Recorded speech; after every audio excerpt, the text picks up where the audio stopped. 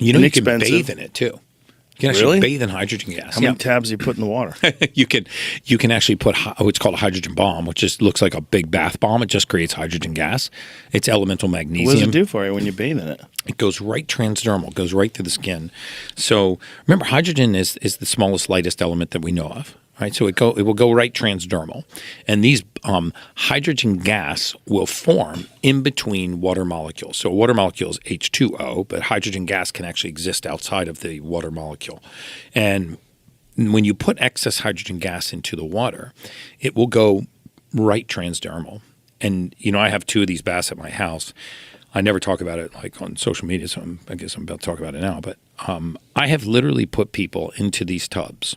I'm kidding you not, crippled with arthritis, and they will skip out of my unit like they won the lottery.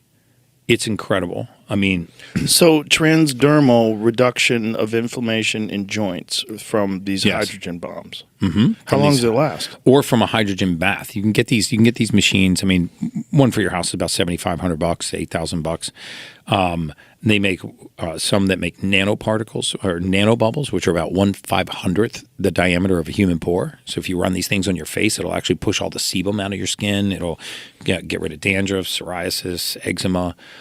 If you have any kind of inflammatory condition like knees, hips, shoulder, rotator cuff, arthritis, low back, bathing in hydrogen gas can be one of the most therapeutic things that you do. Really? Can you add it to a cold plunge?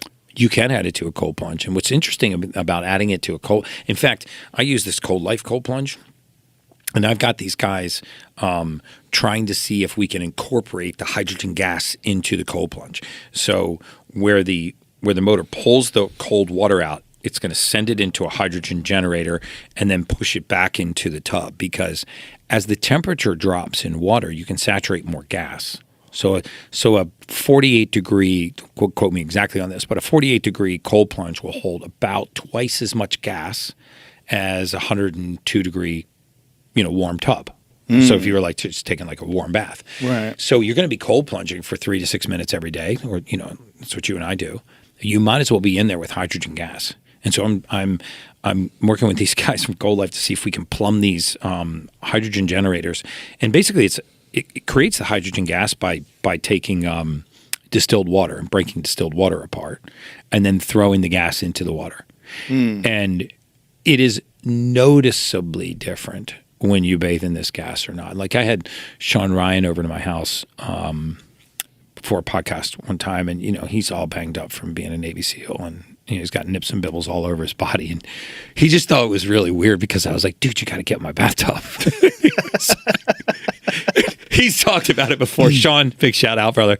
But he's like, dude, I just met you, man. And I was like, I go, no, it's okay. I'm not going to get in there with you. All right. I'll sit on the chair outside the tub. He's like, that freaks me out a little bit. I'm going to be honest with you. I said, dude, I gave him a pair of shorts.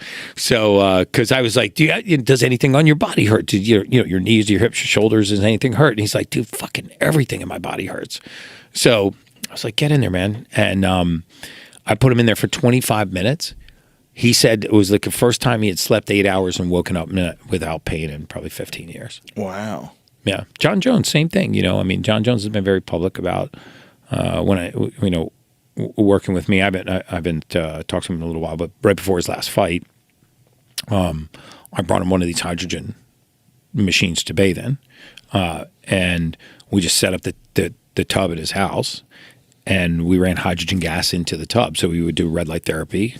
He would drink hydrogen water, and he would bathe in this hydrogen gas. And it was about 15 or 20 days after I kind of parachuted into his camp and set all this up that he texted me. He was like, "Holy shit, brother! I can't believe I'm out of pain. I'm adding a 6th day to my training routine.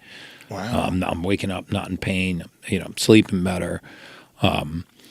So it's really incredible what hydrogen gas can do in the body, and don't take my word for it. I mean, there actually is a really interesting study published by Dr. LeBaron, Tyler LeBaron. He's a PhD, and I think his PhD is in molecular hydrogen. So I should tease him about where his life went wrong that he got a PhD in hydrogen. But like, where did you bang a left that you decided I'm going to get a PhD in hydrogen? But he published a study looking at electrolyzed alkaline water, and when they removed the hydrogen gas, all of the benefits of alkaline water went away. So the benefits from alkaline water are coming from the excess presence of hydrogen gas. And even when you add hydrogen gas to regular water, it will drop the ORP. It will make the oxidative reduction potential negative. So it has more of a capacity to donate electrons. So I just think it's a phenomenal discovery, and it's dirt cheap.